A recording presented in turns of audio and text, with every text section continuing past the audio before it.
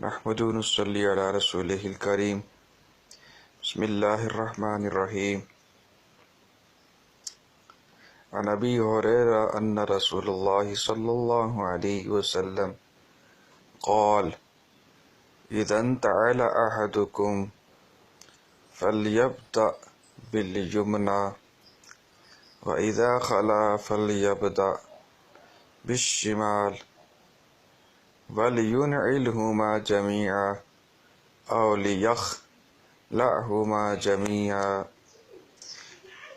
It was narrated from Abu Huraira that the Messenger of Allah sallallahu alaihi wasallam said, when one of you puts his shoes on, let him start on the right, and when he takes them off, let him start on the left, and let him wear them both or taken them both off.